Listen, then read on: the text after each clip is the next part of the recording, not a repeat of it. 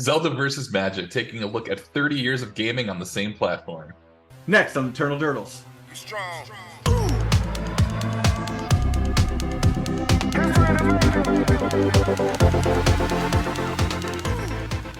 Hello and welcome to Eternal Turtles. I'm your host, Zach Clark, and with me as always, Nathan Golian. Nate, how's it going, man? Hey, it's good to be doing more guest spots, having a lot of fun with it. Yeah, man, this is sort of a special episode where we're going to talk about the Legend of Zelda and kind of compare that to Magic, because they both have such a long gaming history as far as like the gaming culture is concerned, and kind of break that down a little bit. Yeah, it occurred to me a while ago, and I think I sent a message to you about it because we were talking about playing Tears of the Kingdom, and we had talked about playing other Zelda games before. And I thought it was interesting because it hadn't occurred to me until fairly recently that there's like a similarity there where like this is a game, or this sort of platform of a game has been around for almost 40 years, actually. Yeah. Do you know what year? I should have looked it up. I didn't know what year though. Yeah, it came out in 1986, so we're looking at 37 years of the Legend of Zelda history. I don't know about you. Look, man, I don't know, Nate. It's not like we had to prepare for this or anything, but I'm wearing my Legend of Zelda shirt. Oh yeah, I don't have any of that stuff. You don't have any Legend of Zelda? I know, I should. I'm gonna put a photo up of me in like 6th grade. I'm wearing like a bootleg Legend of Zelda t-shirt that like you just couldn't, like, this was like, you know, 1991. You couldn't even like find like bootleg Zelda gear at the time. It was like before Link to the Past even had come out. I've been a Zelda fan since the franchise started. I don't know when you got into Zelda initially. I was OG Legend of Zelda Christmas 1988. Christmas of 88. How old were you in 1988? I was 8 years old. Okay, so you're born in 1980. Yeah. Okay, I got Zelda so I got my Nintendo for Halloween 1988. I had broken my leg. For Halloween. Oh, okay, yeah. And my dad was like, well, since you can't go out, like, I'll have your sister get candy and you can play this Nintendo. So I had like I just like could only get through the first stage of Mario for like 2 months. Yeah. And then for for Christmas, my dad got us The Legend of Zelda, Donkey Kong 3, and OG Mario Brothers, like the like simultaneous 2-player game. Yeah, the arcade one. Yeah. I didn't have a Nintendo because it's fair enough to say I was too young. In 1989, when I turned 6, my dad got me a Game Boy, or my parents got me a Game Boy. And if you remember, the launch title was Tetris. It was. And my dad used to play Tetris on his like Apple IIe. Like he had it. He had nice. And then eventually got it for like a Mac too. But yeah, I played Zelda in the 80s a little, like when I was in kindergarten, 1st grade. And what I think is interesting, the reason I remember that specifically, is I remember playing it before I moved from New York to Rochester. But I also, the thing that was, you know, with Zelda was that because of the Super Mario Brothers Super Show and the cartoons, that if you were Excuse me, princess. Yeah. If you were 5 and 6, you like knew about the characters, and therefore you'd go find the game. And it's interesting because I think about how important that might have been to the fact that it kind of hung on as a franchise. That just there was that many people who were like, oh, like I wasn't, you like maybe in kindergarten or 1st grade, if someone had handed the game to someone that age, they would have been able to play it, you know, as you know, you wouldn't be able to do much. It requires so much thinking. I mean, I was in 3rd grade when I got Zelda, and it was literally the hardest. I mean, like I hadn't, you know, the plethora of video games out there was very small anyhow, but like it was easily the hardest game I'd ever played. And like I remember like getting through a level just felt like a real accomplishment as like an 8-year-old, you know. Well, I just remember going to my friend's house and them having it, and me wandering around the map, and then he would just play Mario or go outside or something. My dad, I remember the night my dad woke me up at like 3 a.m. when he found the magic sword, and we were like, because the magic sword in the game is like slanted, it's like across the thing, and we were like, oh my god, it looks so real. Like we were just like, it's funny much because one of the things I was thinking, well, Zelda is like a game where it was ambitious, right? And they didn't have, there's no internet. And I remember you had to like going forward a little bit to Link to the Past, which I did get eventually. I remember that it was the same deal where you had to like call the number if you were stuck. Yeah. Or go to the playground, or watch or also on Saturday morning all those video game tip shows, get Nintendo Power or something. Oh yeah, man! And you just be wandering around with no idea. Yeah. But I did before we move on to Link to the Past, because we're going to talk about that for at least 10 minutes. You should talk about Zelda 2, because I have never actually successfully played it. I know you really like it. So my favorite Legend of Zelda. I know this is going to sound super hipster of me, the Stasis guy, Yep. But my all-time favorite Legend of Zelda is actually Zelda 2: Adventures of Link. To me, that game. So, like, at the time, like, everybody maligns that game now, but at the time, there was no formula for The Legend of Zelda. This was just another game with The Legend of Zelda. Like, there was not like, oh, this doesn't match my idea of what The Legend of Zelda was. This was what The Legend of Zelda was now. This was 50% of The Legend of Zelda was this game, like, so I got into this game, and a lot of the like the Super Mario Brothers Super show you were saying, a lot of the lore that was in that show on Fridays when they did The Legend of Zelda was from Zelda 2. All the comic books, all that stuff was all from Zelda 2. So like really like a lot, and the same thing with the Mario stuff was a lot of the Mario 2 content that like isn't technically like in the same world that like regular Mario is in. It's a reskin. It's a dream. Yeah, it's a dream. It's a reskin game. So mad. Yeah. Yeah, it is a reskin. But you do. But I just panic. Yeah, I would like you to have the ability to say how much you like that game, because I've tried it. It's on the Switch, and I've opened it, and I kind of wander around, and then I die, and I don't know what I'm doing, and I just go play something else. So I have this is the like the 35th anniversary like Zelda Pocket Watch guy. Yeah, the Game and Watch. Yep. Right now, because I've been playing through it, I'm actually, if you can see this, I'm actually on the final level. Nice. Again, I'm playing through, and the beauty of this game is that every other time you die in the game, you start back at the start of the game, which is a real pain in the butt if you want to get to the last level. But on this, when you die at the last level, it starts you at the beginning of the last level again, which is it's just it saves you so much time, because you're just like, okay, I got to go all the way through.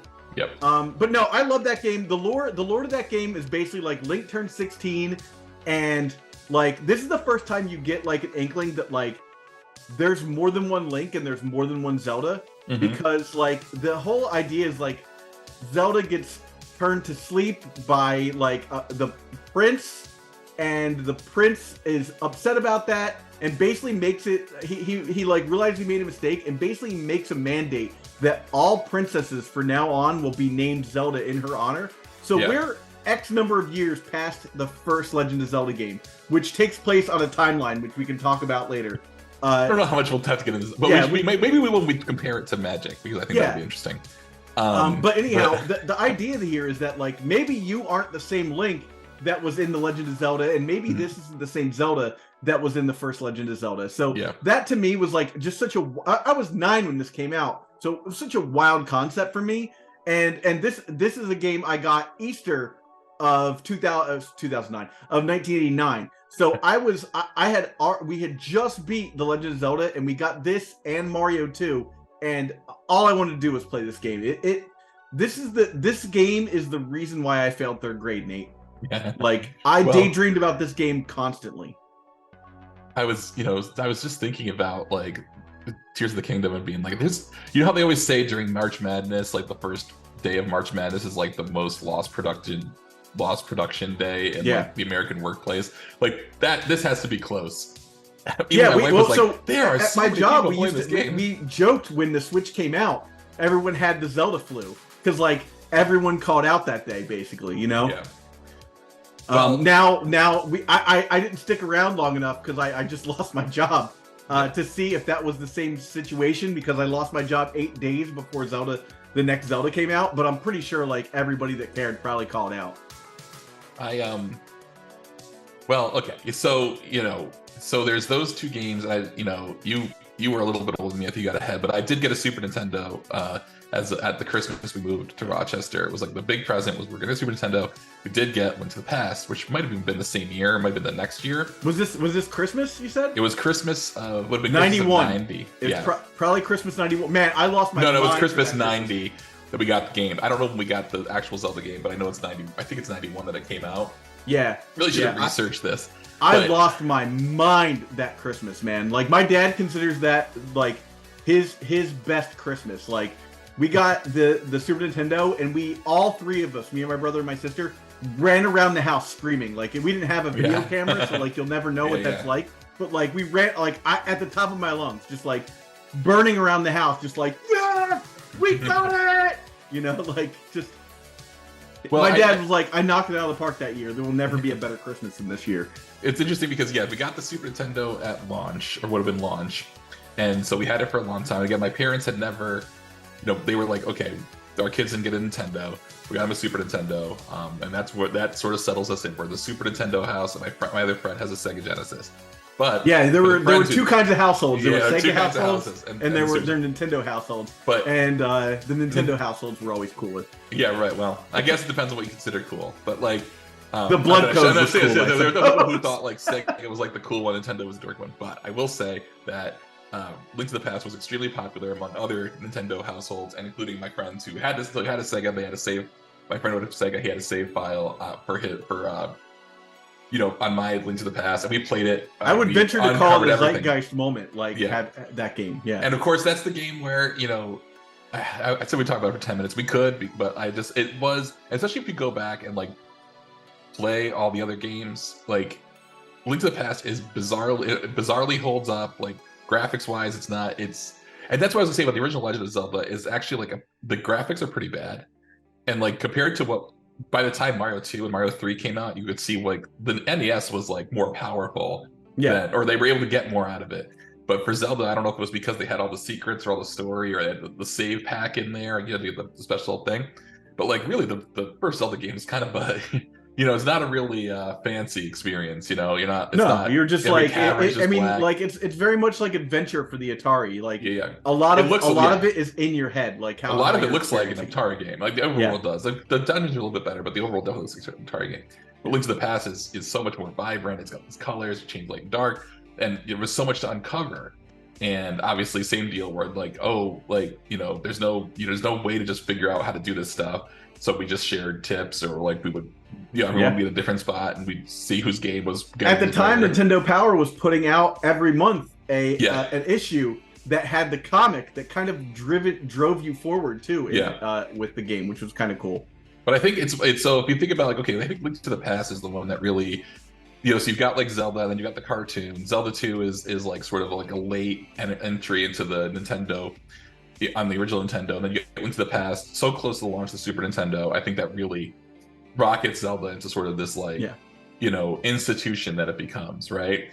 And you've got there's a lot more of the lore there, and everything like that. It was it was everything you didn't know at the time. It's a third game, but great game, and one that I played a lot of the other Zelda games over the past year in between finishing Breath of the Wild and waiting for this to come out. Did you check out even if you've seen the old one, but have you seen the new Link's Awakening?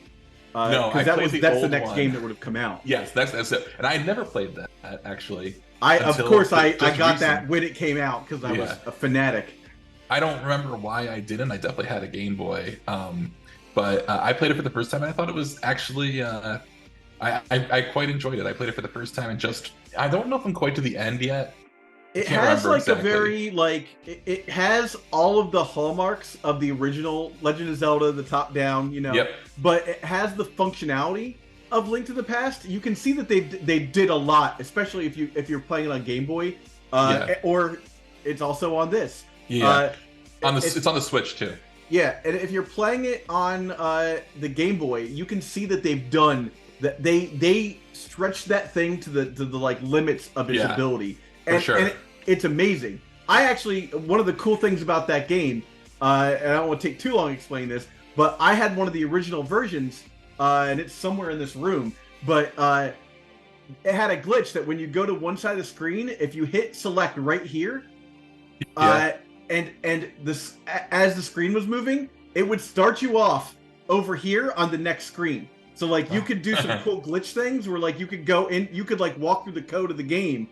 And like find, like I was able to find like through just messing around. I was like 13. Just messing around with the game, I could find like different stuff in the game and like warp through. Kind of the first time I ever like, you know, got like hacked the game. Yeah, for sure.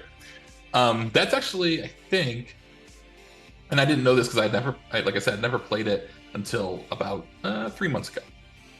But that's a game where like, okay, so the ocarina appears in Link to the Past, and then this is the one where you change songs, you learn more than one song. Yeah, you have different effects, so that's pretty cool. And then that brings us to the next game, which would be Ocarina of Time, and this, yeah, I mean, Link to the Past. This was probably really anticipated because of the Link to the Past. Yeah, and obviously, there's a lot of people who said about it, and like, you know, I think you go back and play it now, and you're like, okay, like those early N64 games, like it's hard. Like you go back now, and you're like, oh, these are, you know, there's just a bunch of triangles, but you had no idea. I was never nostalgic for this stuff. Like I never like I like played it, but by the time this game came out, I was already a huge Magic devotee. Like I was already on to the next thing. But like we would go to my friend's house and we would play N64. One of our friends had N64. We go there, play N64 games, and build decks. And whoever wasn't playing Zelda or Ocarina of Time, if that's what the game that was going, like somebody playing Ocarina of Time, two people would be playing Magic, another person would be coaching the Ocarina player, like, oh, let's try this, right? For us, it was Bond. We'd be playing Bond, or and like Bond, we would literally lose or be like, okay, yeah, let's all play playing Magic let's all play, to playing Bond, right? Yeah, let's all play GoldenEye or something. Yeah. Right? But like Zelda was like the one-player game where it's like, okay, like I'm gonna play this for a while, and we're all hanging out and having a great time. So I mean, I think like since I was man, you got like if you got like a like a Little Caesars like Bigfoot. And what did we get? And like some Crystal Pepsi. Well, we would get. You were living large, you know. We get pizza from Riverdale Cheese in the Village. We go local, but yeah. So I mean, I think that. But the thing with Ocarina of Time was that it replicated the formula from Link to the Past, where you have you have an early stage of the game where you do 3 things, and then there's a plot point. And then there's the late stage of the game where you do more things, and then there's the final confrontation. And yeah, your powers kind of increase in scope as well, as far as that's concerned. I think that was a huge hallmark of those two. Is like you had that early part, you did what it felt like the end of the game. I was like, wow, this game's short. and then like, boom, like you have a whole nother like 2/3 of the game to go. Yeah, right. And I think that was, and it's funny because like when people say like that's the Zelda formula, right? You wake up, you do 3 things that gets you to a certain point, and you think the game's over, but it's not. But it's funny because that's only 2 out of 5 games that are like that at that point. You know, Link's Awakening is not like that. It is more like the original Zelda, where you have to finish all you have to uncover and the dungeons, right? Yeah. And this created almost a brand new formula for the game because like.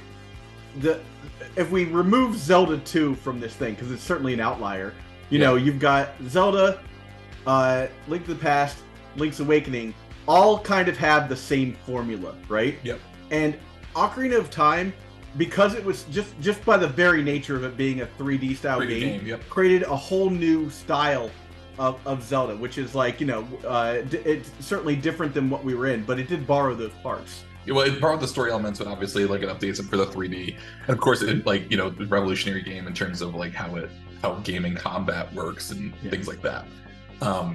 So obviously, that was a huge hit for everyone. Everyone loved it, and then Majora's Mask came out a year later, which is amazing. I was definitely one of those people who was like, who got to the end of the first day and like worked back, and I was like, I'm gonna go do something else, and I'm not ashamed to admit it. By this point, I am solidly out of video gaming and solidly into Magic the Gathering. Right, and that's one of those things where it was probably like, oh, I could be like, doing stuff with my bands and stuff at this point. I think by then I'm, maybe 16, I should be 17. Meeting girls. Yeah, maybe I should like be doing something outside. Maybe I should, but I was into other stuff. That's fine, though. I did play Majora's Mask again about a year ago, I want to say. It was before I moved out of Texas, and it is a really and I'm going to tell you the truth. I was playing the game to like get to the game. I was using a guide so that I would just like advance like what is this story saying, all this stuff.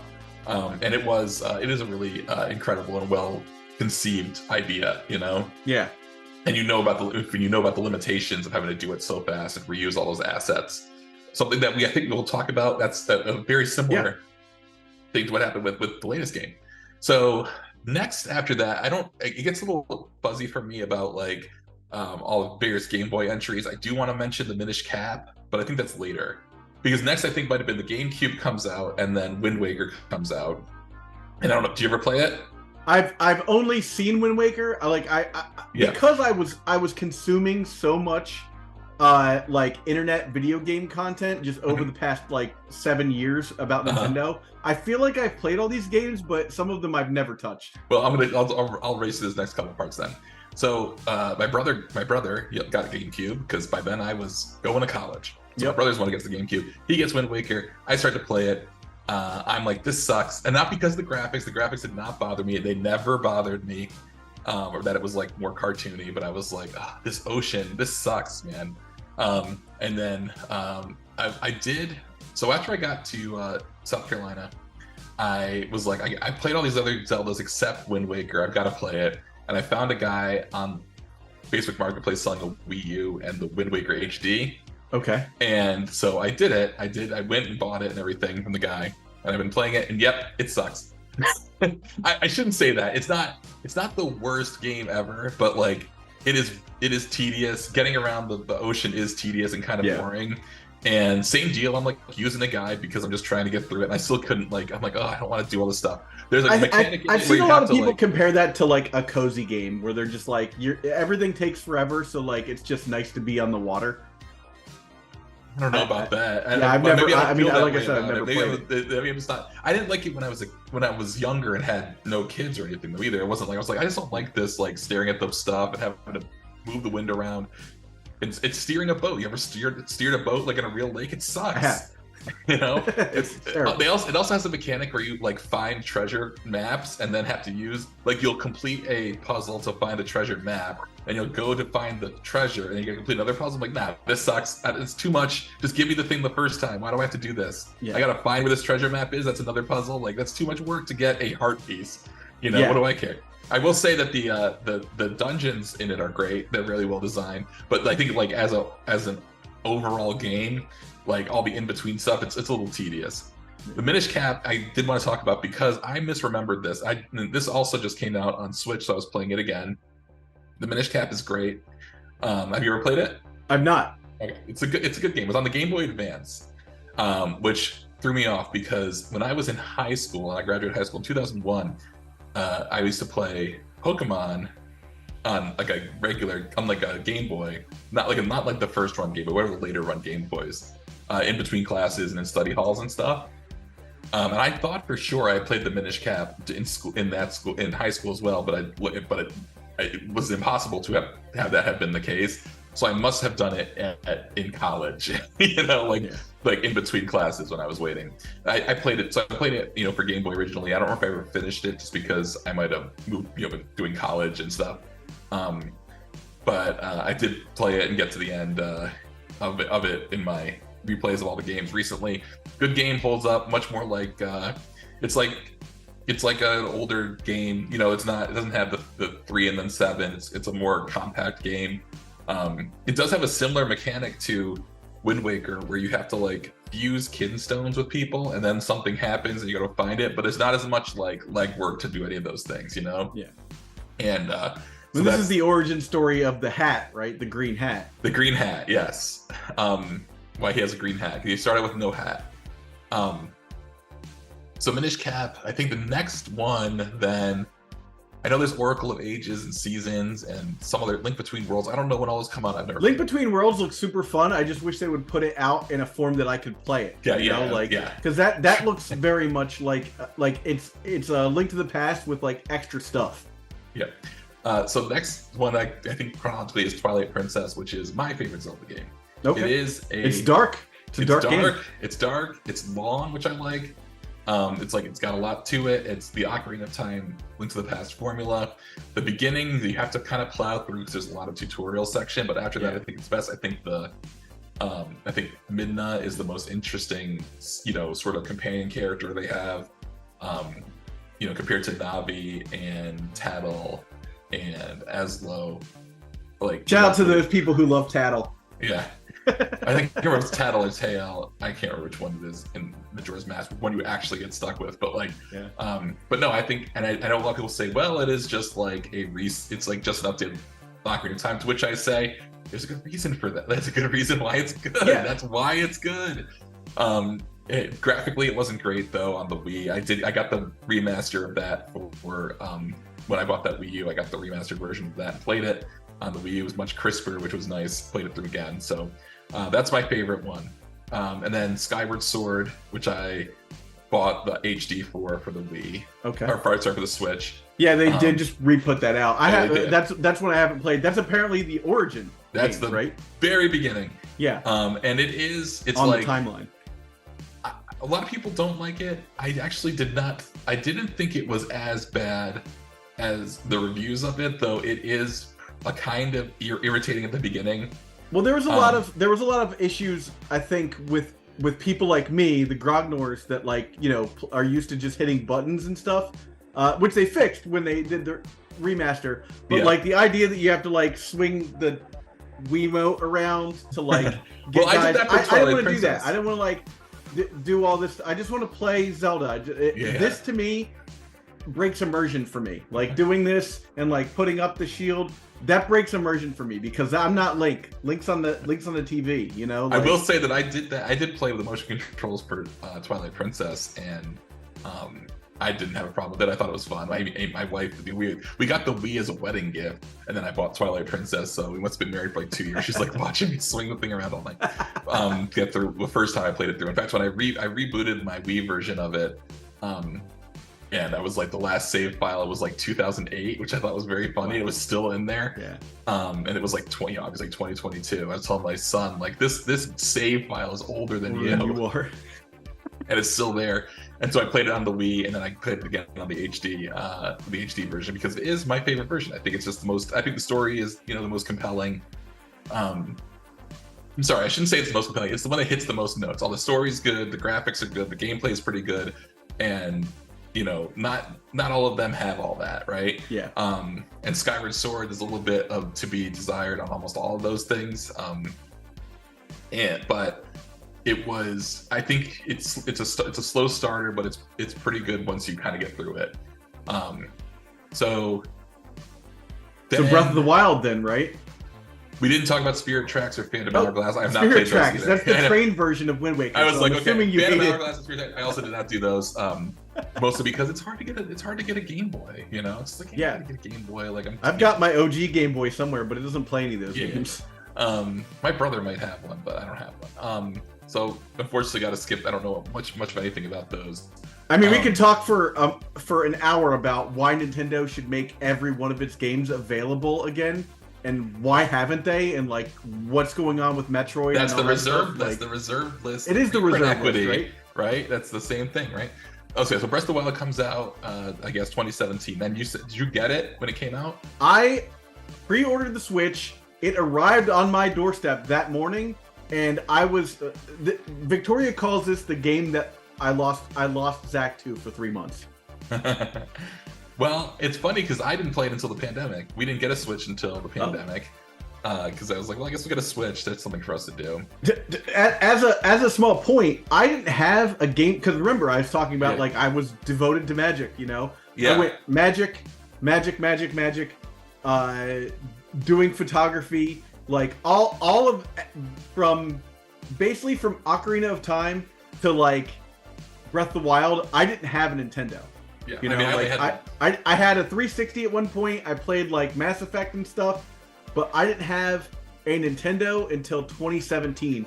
From whenever I was a kid, whenever I got rid of my I had a GameCube for a minute, but I didn't play any of those games. My dad had a Wii. Yeah. And I got him Twilight Princess, but I never really played it. So this Switch got me back into Nintendo. Yeah. Well, it's funny because I was living in Utah when it came out, because I remember that one of my friends at the game store brought it to Legacy Night. He's like, hey, look, you got to cook food. And I was like, dubious. Oh, that's a lot. That's a lot for me to do. I've got all these cards. But in amid the pandemic, I got the Switch, and then my brother, who was 23, I have a much younger brother, one of my brothers, the youngest one, he had bought it. He's like, I didn't like this, but I know how much you love the Zelda games, so he gave it to me, and then we played it. My kids came in and would watch me play. We would play together, and they got a kick out of it, which I thought was great. It was that was really what I was like, oh, this is like great. And we got to the end of the game. We got to the end of the story, I should say, not the end of the game. But I will say that I think we'll talk about it a little bit, especially with Tears of the Kingdom. But there is a little bit there where it's like, okay, like I understand it's an open world game. That's what people do. I have tried to play like Skyrim. I've never really gotten far in it. I don't know if you've ever played anything like that. Yeah. Oh yeah. All those like I'm a giant RPG guy. Like I love playing like 100+ hour RPGs on like the console. Like I said, Mass Effect 2, Mass Effect 3, Skyrim, Dragon Age, all the Dragon Ages. That stuff, like the most bang for your buck. Like for me, that's a good way to $1 put it. an hour. Like if a game gives you more hours than you spent on it in dollars, like that's a good game.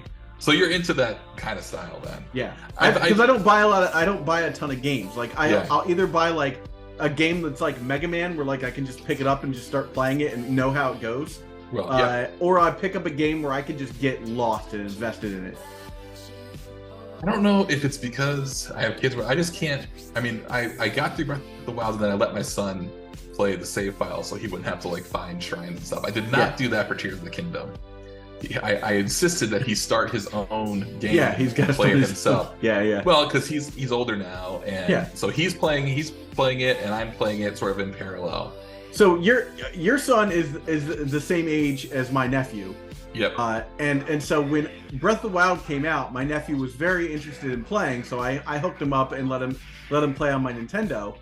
And of course I pulled in my dad, and I bought the Nintendo for my dad, and he lives with him for Christmas. So it was like a big Christmas for him, and I got him Breath of the Wild, and all he did was sneak around, like literally crouch down, and like use the magnifying glass, like use the binoculars to see if there were bad guys, and then just run the opposite direction. Well, I was watching Eli, my son, play the other day, and he was just chasing. All he was doing, I was like, "You've got to do shrines. You got to get hearts. You're still holding up the 4 hearts."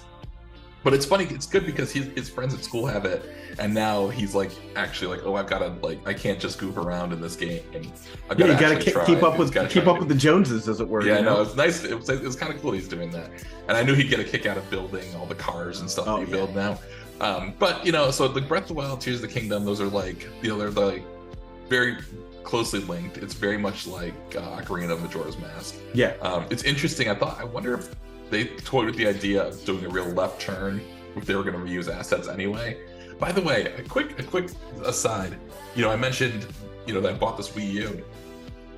I once saw sales figures for the last 3 Nintendo consoles, and it's literally like the Wii is like 100 million plus. Yeah, it's way up. And then the Wii U is like 13 million or something, like something low. Bad branding. No, and then people didn't know why they wanted it. Switch goes all the way back up. Like it's just kind of interesting. The Wii U had really bad branding because people like it's not a Wii, but people were like, I don't want to upgrade my Wii, so they never so many people just didn't get it, and I, myself included, I was like, I don't want the Wii, like I don't want that, I don't want the new, it wasn't. I don't want to play Guitar Hero or like Wii Sports. I'm not interested.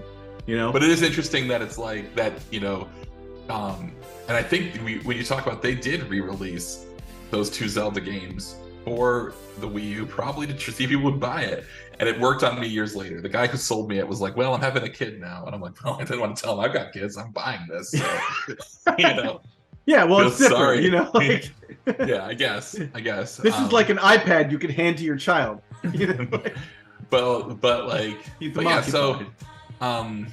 So a lot of people have Breath of the Wild played it, and I wonder if they toyed with doing something like Majora's Mask that was a real left turn story-wise.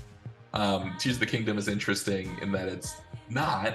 It's just kind of it is a continuation. I'm not finding any real issues with it from a story perspective. It seems fine. Yeah, it's basically just like I kind of appreciate 5 to 7 years in the future. Yeah, I appreciate that it's not that the story matters a little bit more, because one thing I didn't like about Breath of the Wild was that I was like, okay, well, what do I do now? I'm sick of doing these mini games in the shrines. Yeah. And like, I guess I'll just finish the game. I went to all the divine beasts and I got them. And I went to the castle and I went through it and I got to Ganon and I killed him. And I'm like, well, now what? And I was like, well, Eli, you can do it. And occasionally he'll find like another shrine or find a bunch of Korok. But like, I'm not a person who has to like find 900 Korok seeds. No, you know, I'm not or like show off that I need to. Like if I see that XP. one can be gotten, I'm like, oh yeah, I'll go get that. You know, but like I'm not gonna. I did not spend my time. I got almost all of the shrines, I want to say, but I did not get all of the Korok seeds. That was too much. Yeah, and it's like, okay, well, what's the point of the game once the story's done? And I think that's one of those like magic analogs where it's like, well, different people use this a different way or use a different way. Whereas like when I'm playing a Zelda game, I want to advance the plot. I'm invested in the story, you know? Well, for me, I liked the plot. The plot was great. I played the game, but then occasionally I would see something where someone was like, oh, here's how to beat a Lionel like the perfect way. And so like learning that stuff and like basically like which you know, like I already beat the game when I started doing that stuff, like kind of like challenges. But now that pays off super huge because we're using the same combat system. Yeah. And I am dunking guys. Like I still have 4 hearts, Nate. Yeah.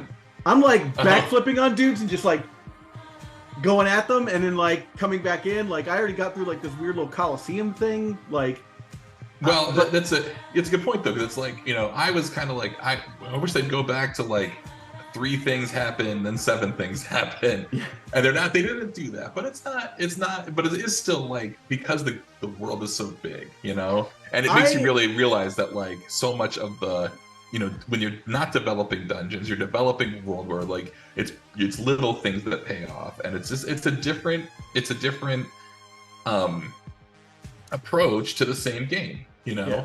Well, let's talk directly about Tears of the Kingdom without like spoiling stuff for people, because I think that's. I don't think we're far enough into it. You got 4 hearts, I got 5. Yeah, no, I mean, but there I could spoil things. I don't want to do that. Yes, there may be spoilers ahead if you didn't get that far yet. I'm going to do my very best not to spoil like plot points or anything, because I don't think that you know, it's really funny. So like I watch a lot of Nintendo content, Nintendo podcasts. Like I check in. I don't know if you know what Spawnwave is, Nate. I tune into Spawnwave every morning. This guy who just basically does like the video game news, which you know, being in the gaming industry, that was a big important part of my day. Like every morning, it's like, hello and welcome to Spawnwave. A lot of my podcast stuff, like the mannerisms and stuff, actually come from that guy because he does like a really good job. It's a YouTube guy.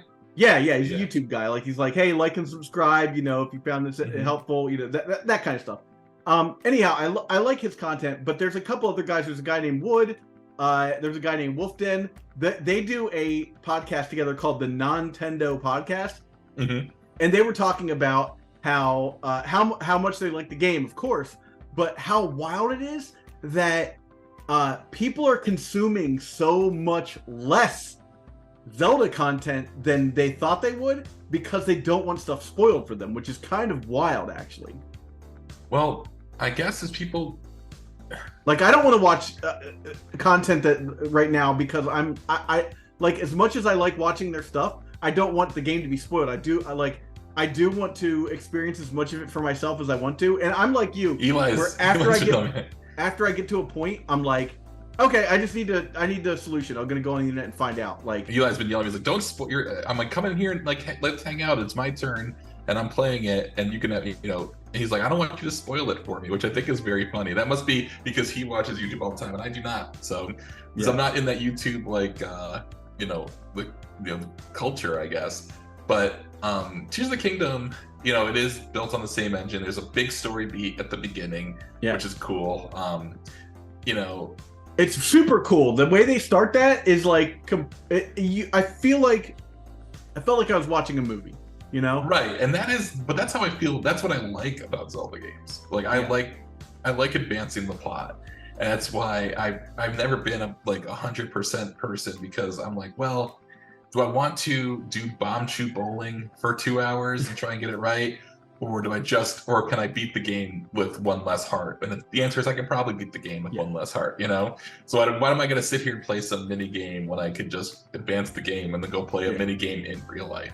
You know, like I mean, my OCD gets to a point where like I was saying about that Coliseum thing, like I must have died like 40 times, and then like I just took a break, walked away, came back, and like we were about to go to bed, and I have 4 docks in my house. Yeah, like I can play Zelda. Too, actually. I can play Zelda wherever I want, right? So we're going to bed, and I'm like, okay, like I'm just gonna try one more time, and I had taken enough time away from this thing that I was able to like figure out the fight, like because like 5 guys come at you and you have to like figure out how to like mitigate like all these guys at the same time coming after you. So I was able to just like figure it out there. But like that's a thing I could have skipped that. I didn't need to do that. Like I didn't need to like obsess over that like for like 5 hours in one day. Like I didn't even get anything cool for it, but I had to do it. Like it had to be done, you know. Last night I was like, okay, I plugged the game in and I like collected some materials, made some food, did one small side quest, and then turned it off. But I was like, I just did like errands for an hour. I didn't that's the thing with this game is so I don't know if during the pandemic if you got into Animal Crossing at all. No, I got it for my daughter. She's gotten into it.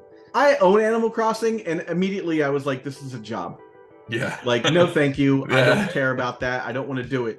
But this game fills that role for me where like it's like a cozy game.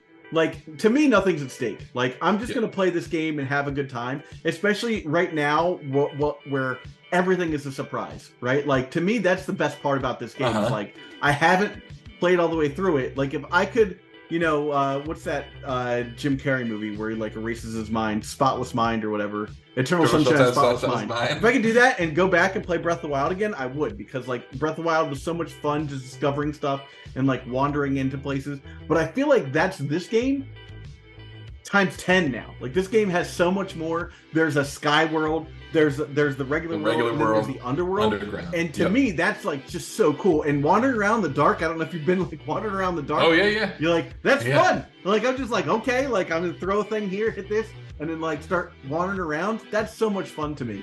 It's funny. I read like one thing that was like you have to play along the plot longer at the beginning. I think it's probably more important that you play along. But then you got to do whatever you want. And I got to that point where I was like, I don't think I can like now. I think in order to actually finish the plot, I got to go get some shrines. So I'm actually that's what I'm saying. I'm doing errands. Yeah, I'm like collecting materials so I can wander around. I'm on the shrine grind right now too. Yeah, I'm finding shrines. I'm unlocking the towers. I will say there's, and this is gonna be a minor spoiler. But there is like one tower you have to climb up, and that was the thing I hated the most about Breath of the Wild. I hated climbing up the stupid towers. Yes. I was like, this sucks, man. Especially the ones that are towards like the outer reaches of the map where they made it more complex. Yeah. And like something's flying at you. I'm like, oh my God, I hate this so much. And now I gotta do it again. Because that was like a thing where it was like, oh, like the previous tower puzzle I solved this way. And then I was like, maybe I solved it the same way. And then I looked around and I kind of replayed the little dialogue for the tower puzzle. And I was like, oh, I gotta climb this thing now. I have a gripe with one of the tower puzzles that I actually had to look up. Because the guy was and I'm not going to tell you how it's done, but the guy was telling me to go get mushrooms, and I was like, okay. No, I did that one. That's what I'm like, okay, about. I'll go get some mushrooms. I come back, and he's like, yeah, man, I used to go get mushrooms all the time. Why didn't anything change? Yeah, like, what kind of mushrooms? And I realized what you're supposed to do, and I figured it out. And when I figured it out, I was like, oh, okay, sure. Yeah. But, like, why would you tell me to go get mushrooms? I figured it out, but I actually did have to look it up because you know, you have to like knock down a wall. Yeah, I knocked down and I was like knocking down every other wall. Everywhere. I knocked down every other wall, and I kept coming up in the wrong place. And then I was like, oh, it's right here. And I didn't even see that I was supposed to. I kept running past it, you know. Yeah. But anyway, that was one. The next one I did. I thought I would have to do the same thing. But anyway, so okay, we can tie to Magic a little bit now that we talked about because we're tying into Magic. So now we can tie to Magic by saying one thing that I think is interesting. We're like, okay, so one thing that actually just happened. Someone's talking about on Twitter about Modern and how many of the playable creatures in Modern are just from Modern Masters. I saw that. 15 out of 20 are just Modern Masters creatures or Modern Horizons creatures, I should say. And that's a lot. It's like, oh, they just printed all these cards to play in this format, and now the format is changed forever, and the gameplay is changed forever. It's revolving around this very small. There's not like a lot to uncover because there's nothing that's going to compete at power level. In a way, Breath of the Wild and Tears of the Kingdom are similar. Like, they're never going to go back. I doubt they're ever going to go back to the original formula. I don't think that we'll see wide scale, like a AAA style, like top-down Zelda again. But I do think that just like, so hear me out on this. Just like Metroid Dread is a 2D style Metroid, and they're planning on making Prime 4, which will be a 3D style Metroid. I very much think that they're going to start a tiered formula where they're just like, okay, here's your like easy access top-down bird's eye view style Zelda, and here's your AAA game, right? Like, I think that they're gonna that they've seen how good Metroid Dread is and was, and bring people. That was the single best-selling Metroid game ever. Yeah. Right. So they realize that there is a large percentage of the Metroid loving fan base that's like, yeah, more 2D Zelda, please, or 2D Metroid, please. And those are the same guys that want the top-down Zelda too. Well, I think in this case the question is like, okay, how many people want the more traditional cinematic type of Zelda game versus the we say AAA game. It's funny because most the most famous AAA games are these open world exploration. You wander around, you get lost, your Elden Rings and such, right? Yeah. And that's what this is. This is Zelden Ring, right? Zelden Ring. Yeah. But like that is not the same, and because I'm invested in, as I just talked about, years and years of like having affection for these characters and the story. I think that is what makes me interested in completing it more than like, oh, I love the gameplay. And it's interesting because I think the gameplay combined with the gameplay mechanics combined with the story mechanics were what made it a standout game in 86, 91, 96, right? Yeah. And again, later on, whichever one of those games you started with, if you're about our age, or a little bit plus or minus, right? Which is why I said the thing about the production level, right? Productivity at work, because it does seem like if you're like up to about 10 years older than me, it's up to about 20 years younger than me, everyone's playing this game. It's crazy, Yeah. I mean, my son's 30 years, almost 30 years younger than me. It's cool to have that, like, they said that Game of Thrones was the last time we were going to have this, like, zeitgeist moment where like everyone sits around the water cooler and talks about the thing. But like, I knew that wasn't true. Like, Zelda exists. There's tons of stuff like that like everybody gloms onto, no matter what your background is, no matter what your political affiliation is. People are going to yell at us about everybody. Play Zelda and be like, yeah. People are going to yell at us for saying everybody, but it's more that like, yeah, well, I mean, I know a bunch of different kinds of people I've interacted with in my life are all playing this game. It's not just like my hardcore gamer friends at Clark. It's also like guy I was in a band with, have been texting about it. Now he is actually a hardcore gamer, but like, or like my son, and his friends, and like, their dads might be into it, So that's what's cool about it. But I do think that like it's not. They've got me because I'm invested in the story in a lot of the same way that's kind of how Magic works. And Magic is sort of my cozy game too, if I really think about it. Like, when I think about a game that like I want to play where I don't have to, like, of course I'm thinking while I'm playing Magic, but like I don't have to do any work to play Magic. Like, I know how to play play Magic. Know how to play like, for 30 years. I don't have to like get a revamped course on how to play Magic. Like, and Zelda is very much like that. I'm like, the sword, the shield. Okay, like I got it. I'm wearing the green suit. I'm killing the guys.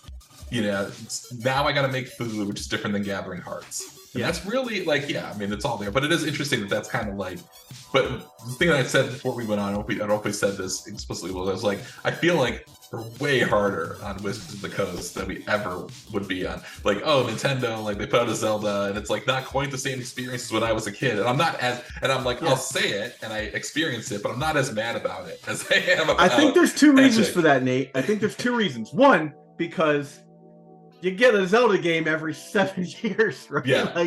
Like you're just like, well, you take what you can get, right? Mm-hmm. But the other thing is like, is Nintendo does Nintendo, you know, like Nintendo does this thing where they create something that's so far out of the expectation of the customer that they create a standard that didn't even exist before, you know? And they're so good at that. If you look at, you know, if we go back to like the Super Nintendo and we just like look at like, oh, the concept of two different worlds, like a dark world and a light world in Zelda, right? Something that you never expected in a video game at that time. Completely revolutionary, right? Then you go further into the future and you get the Z targeting with Ocarina of Time, right? And that becomes like its own thing, and everybody, and literally the entire culture of gaming world had to like spin on its axis to like go with Nintendo on that stuff. And now you look at Breath of the Wild, and Breath of the Wild was building on a lot of stuff from open world games that already existed, like Morrowind and Oblivion and stuff. But it did it in such a way that like the whimsy that exists in this game just doesn't exist in like an Elden Ring. You know, like it's very serious. Yeah, I don't feel a whimsy at all in Elden Ring. And you're talking to people in Elden Ring, and there's a story there. You know. I don't know how much time we have, but I would always be interested to talk about the Zelda as the Zelda story as it's always the apocalypse. Yeah, the apocalypse has always happened or is about to happen.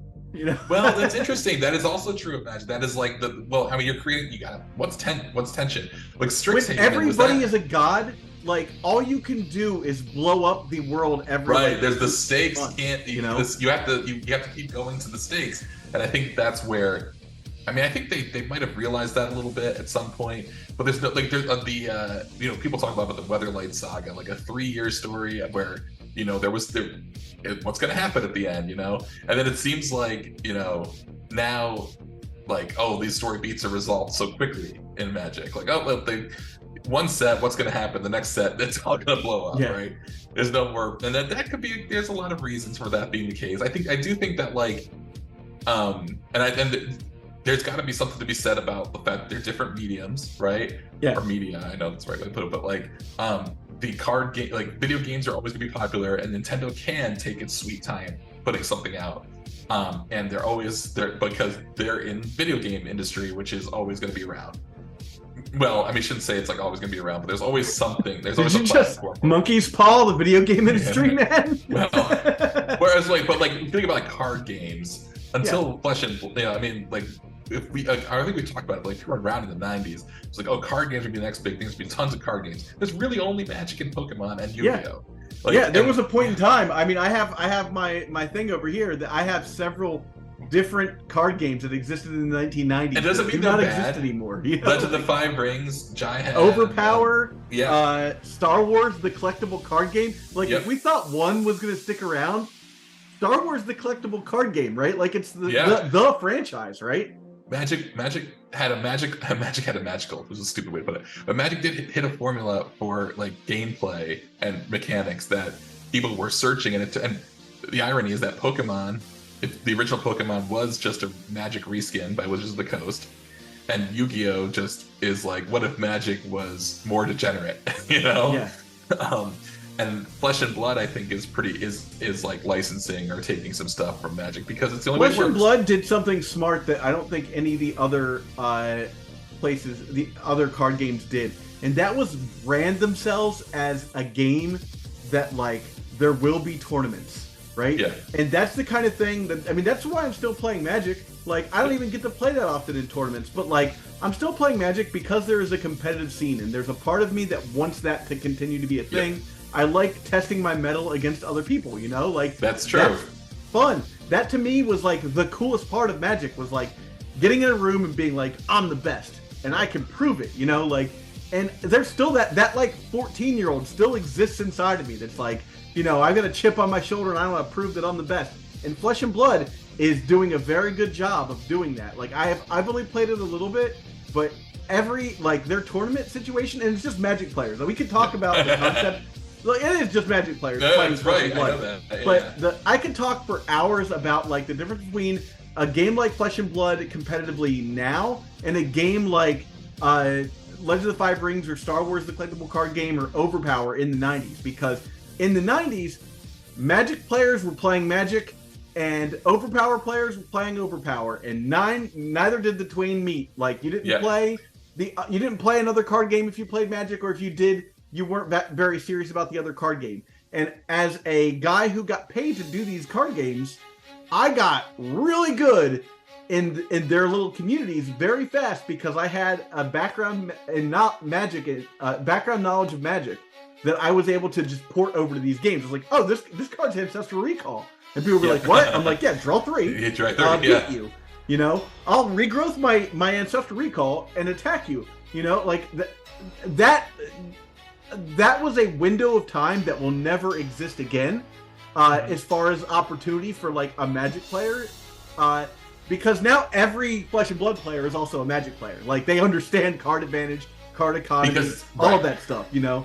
I know that's a bit of a tangent from where. Well, no, it's not. Because the point I was thinking is that like the economic condition, like the economic and like sort of material conditions of the collectible card game economy, you know, it's not inherently digital, right? Yeah. And therefore, like, it's not an analog world anymore. Everything about their distribution model, local game store, promotion, trying to sell cards, and think about all the things that Magic has to do. Yeah. In order to chase profit, right? You know what Nintendo has to do? Put it up on their eShop. Yeah, that's right, exactly. All Nintendo has to do. Do you remember going to Best Buy like 20 years ago? You go to Best Buy and you just like surf Best Buy to try and see what game you wanted to play, you know? Well, like, it's funny that... Or like Toys R Us. Do you remember just going to Toys R Us in like 1993? You know? It's funny you mentioned the eShop, because for this game specifically, I was like, getting the game card because I know Eli's going to want to play it on his Switch and Juniper's going to want to play it on her Switch. And I don't want to download the game 3 times and pay it for it every time. So that was actually kind of funny that in this time I was like, aha, no, you're not going to get me like you did with like Skyward Sword when he wanted to try it. It's like, well, you got to play it on my Switch, which I don't, you know, I bought you your own Switch secondhand, so I wouldn't have to give you mine. But anyway, and that's neither here nor there. But like, yeah, but that's the point. Like, they don't, and there's no investment in it. I went and picked up the game, and it's a little case, and you open the big case, and it's just a little card. It's so small, so tiny. And it's so funny that that's what's in there now, because it used to be you get your Super Nintendo box, you get the big box, open the box, and pull up the Let's talk about that little styrofoam brick at the bottom. Yeah, right. And pull out the manual. You're looking in the car on the way home. The car ride home. The car ride home with the manual. Do you remember that? Yeah, like, yeah. You're like, oh, I got Bionic Commando. Like, I'm gonna go through the whole thing. You'd know how to play the game by the time you got into the door. But eventually, all it came down to the fact, like, oh, the game is digital, and it just has to be given to people. And maybe the next Nintendo, console. That's not, I mean, the only thing that's really standing in the way right now is, like, I don't know what more they can do console-wise. Like, I mean, I'm sure that someone's can tell me all about tech specs for the for Xboxes and PlayStation specifically 5. Like Nintendo's always like 2 generations in technology behind the other 2 now. Right, but but like in a way they're but their games are targeted to a different audience. Yeah, Yeah. For sure. Graphics. The thing that I think I've noticed is the frame rate drops a lot when you're using Ultra Hand, and having like a little bit more power, like that would not be a problem. Right, but you don't need it to. But like their audience is people like me. I'm not. I just want to. I enjoy this game, and I would enjoy a version of this game that is played on technology that, like, I mean that is so old that it doesn't matter. So and people are like, oh, the graphics. I don't really care about the graphics. I'm here for the gameplay and the story. Yeah, like I'm gameplay and story guy, and I think that where people are not, and some people are required to have that sort of. And I'm not. But Magic is interesting for that reason, because playing a card game is really old technology. Nintendo started as a playing card company in Yeah, like it's 1899. Fast forward 100 years from now, and Wizards of the Coast might be making holograms. But of course, that you fight physically. You know, yeah. Who knows? But the iteration in a card game is just it hits differently. It feels different as it goes through. And I think that's different than like you're excited for the Zelda. Oh, like okay, I want to play this version of this game on this new technology. What are they going to give me? And then, but with Magic, you're like closing your eyes and praying they're not destroying. They're not like doing something that's going to really like the new card technology. And it's very clunky. Like that's one of the things we talked about when we talk about things like Initiative or the Ring. Just like it's just not. It feels like you're playing a totally different game. Yeah. Whereas Zelda just feels like you're playing the next version of the game. And I think that's we're talking about again like why I feel like I'm way harder on Wizards than I am on Nintendo. Well, not to mention Nate, storage, right? Like look over here. I've got a library card catalog. I literally have like I've got. I store all of my Nintendo games on my Nintendo now. You know. Right. Or and even before that, like we had a thing on our hutch that was just like there's all the games. Well, it's funny because like the cartridges were bigger, but they didn't need. I don't know how much bigger they had to be, like than the actual game themselves. Like I think a lot of that was like, well, we're asking people to pay $80 for this thing, and it's funny too because like.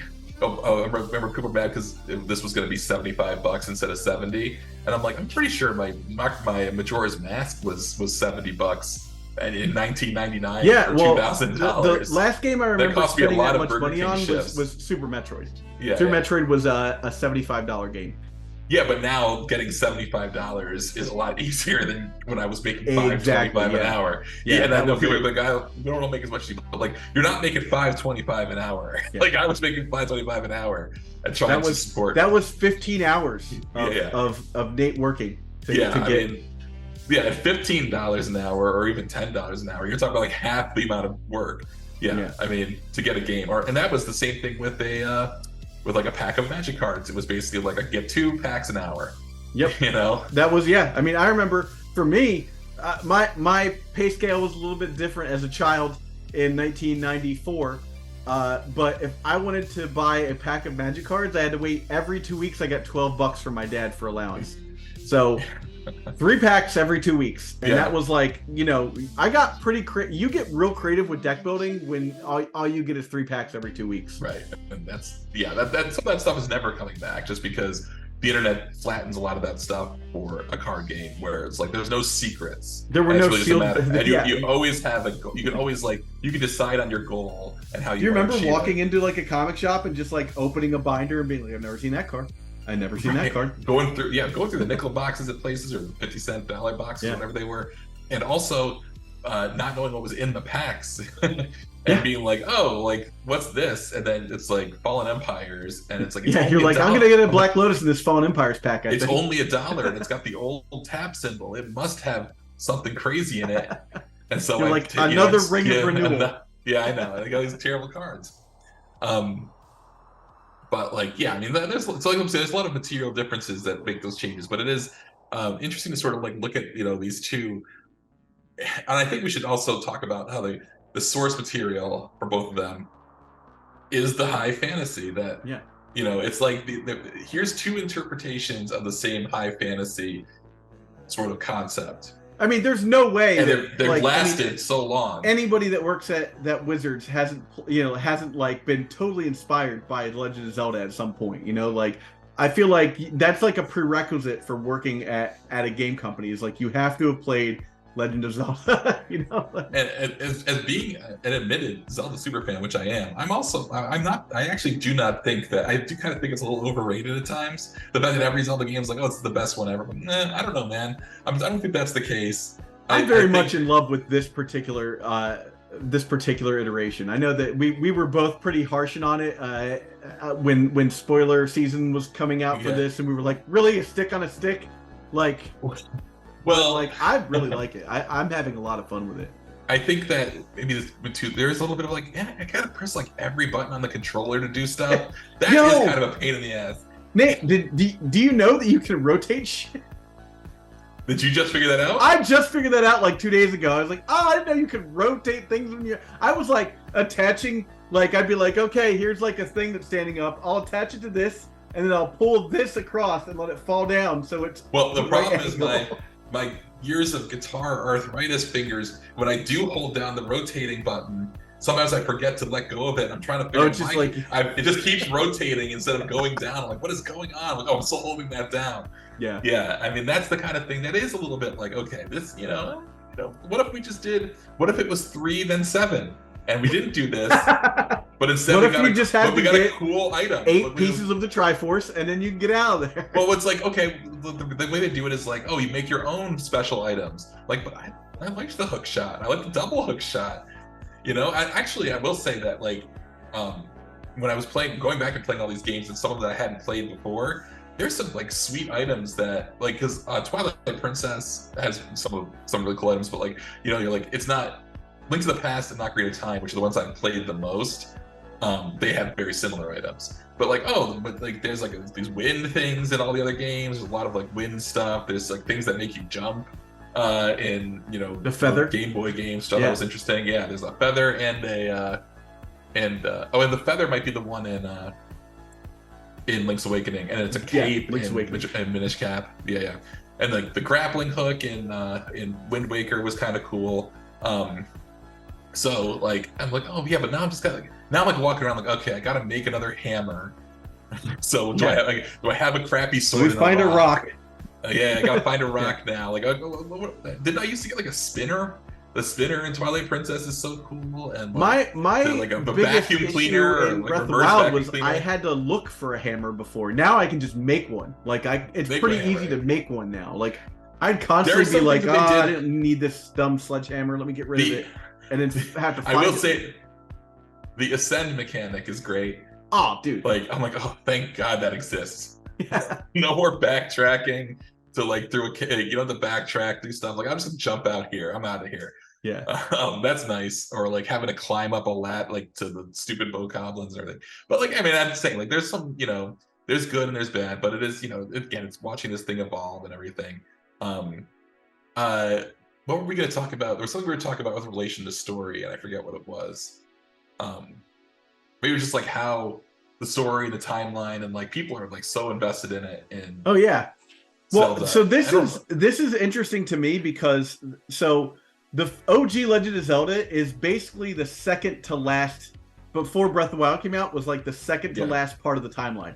This is like the worst part of the timeline happened in Ocarina of Time, and then the apocalypse happened, and OG Legend of Zelda in 1986 is basically like you have entered like the darkest timeline, right? And Zelda 2 is like a continuation of that, and this is like technically on that same timeline. I like this timeline. That's the timeline that I like. I think they're trying bad to reset ending it. Timeline. I think this is like a self-conscious reset because Breath of the Wild is like Skyward Sword was like way back at the beginning, and I think that Breath of the Wild like has like almost I think they're like, okay, we're gonna have a new origin story, even though we just did Skyward Sword. But it has that like it feels like there was OG no Zelda in that there's like not a lot of people around. Everyone's kind of hiding. Then you get to a town, it's kind of like whatever. What's funny about any timeline talk, especially with Magic, too, it's like, okay, first you have to understand is there was no plan.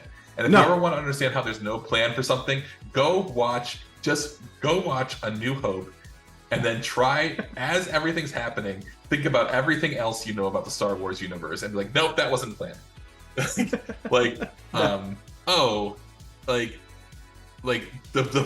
whole thing falls apart in the first scene because you've got Anakin Skywalker and his daughter, and there's just no indication that they're at all related. Well, I was just explaining this to a friend of mine the other day. Is there's the scene where Luke and Leia first meet when he's like dressed as a stormtrooper and he like opens up the door and she's like lounged to the side. We have to assume she's been tortured for days, right? Like just the worst kinds of shit's going on, right? And she's just like, aren't you a little short for a stormtrooper? Like, what are you trying to be cute? Like what? What? And he's like, I'm Luke Skywalker. I'm here to rescue you. And instead of being like, awesome, let's get out of here. She's like, who are you? Like, what? And so, like, yeah, I mean, limited stuff. I mean, I was just seeing like the story where it's like, oh, once you have a sensation, now you've got people who actually care. You've got to build the mythos. Now I got to explain all this stuff, and that's how you get Magic's sort of convoluted story. And then, of course, like you said, you have a problem where like, oh, well, we made the stakes really high to juice this set. How can we make the stakes that high again? The stakes could never be higher, man.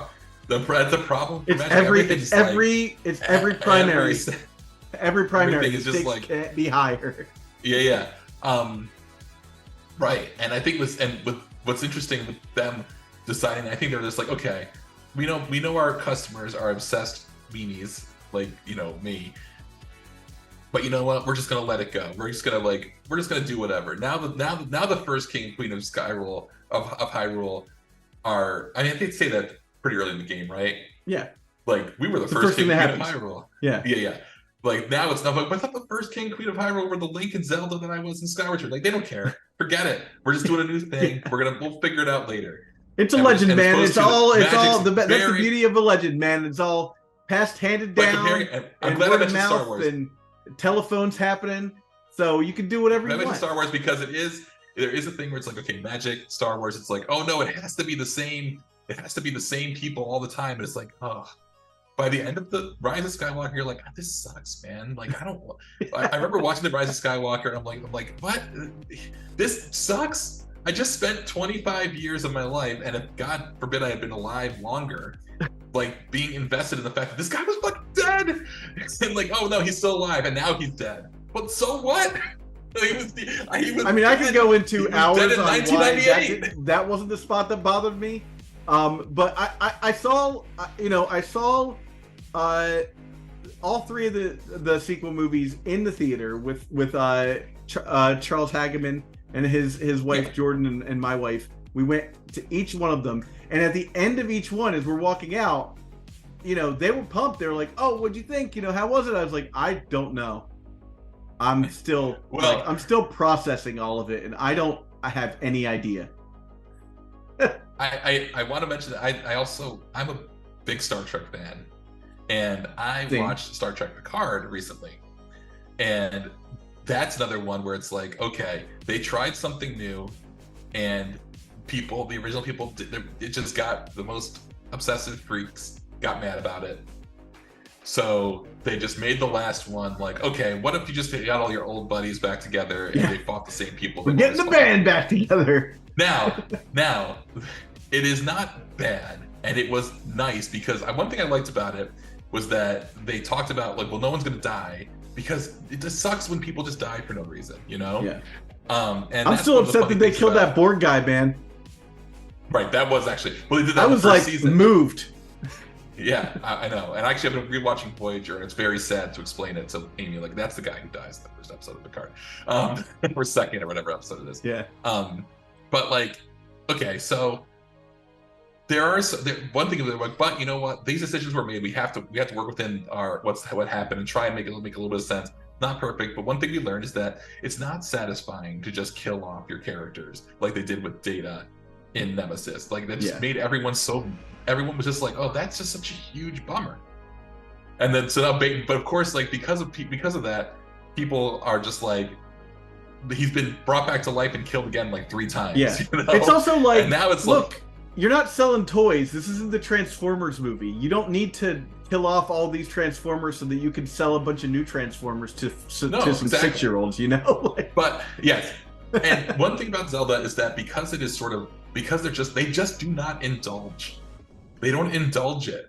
They're just like, no, this game, well, maybe you'll figure out where it takes place in the timeline. And they just let everyone have it, and they just make the games every 7 years, like you're talking about.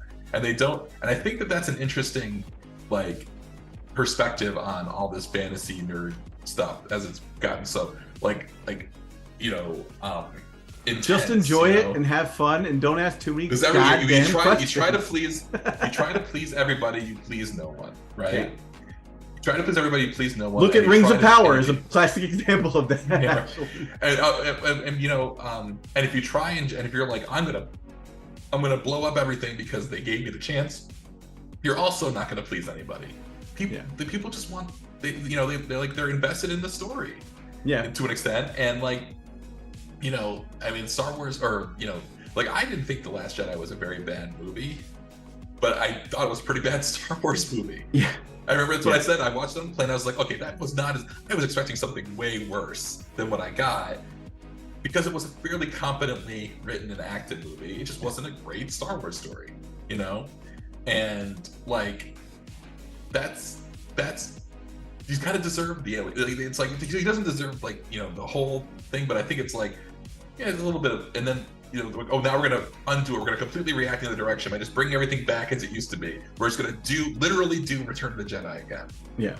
Well, that's not satisfying either, because like, we had settled on. We did it. We did that already. Yeah. Yeah.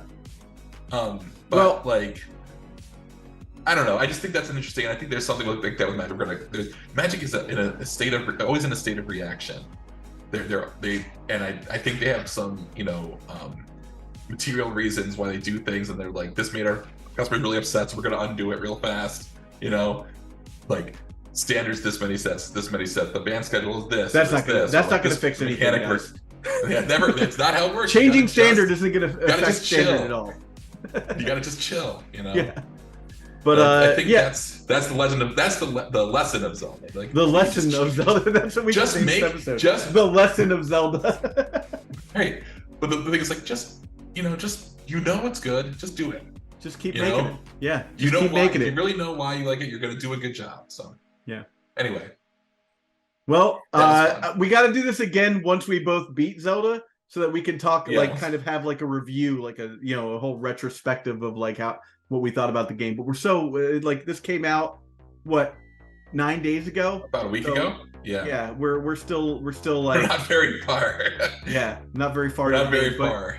But yeah, it's always fun to like get together with somebody and like kind of talk about something like this. It's like kind of, like I said, such a zeitgeist moment. And I know people, the people that watch the cast like having you around. So it was good to get a chance to sit down and bullshit with you about it. Well, thank you for hearing me. It was a lot of fun to talk about something different, Yeah, yeah. Well, this is like a Thursday episode, so like, you're still gonna get your Magic the Gathering content that we put out every week. Phil's lurking around somewhere. Phil's too young. He doesn't understand Zelda. He's not too young, but maybe I guess he just wasn't into it because he didn't want to come on and do this, so yeah, wasn't as into it as us. But that's fine. Like I said, you got to be there, but takes all kinds. Yep. Well, right, anyhow, I think that does it for this episode. If you found some value from this, please consider liking and subscribing. Comment below. What Zelda did you start playing Zelda in? I'd actually like to know. I'd like to kind of do a little survey for that too. And that does it for us this week. Thanks everybody for watching.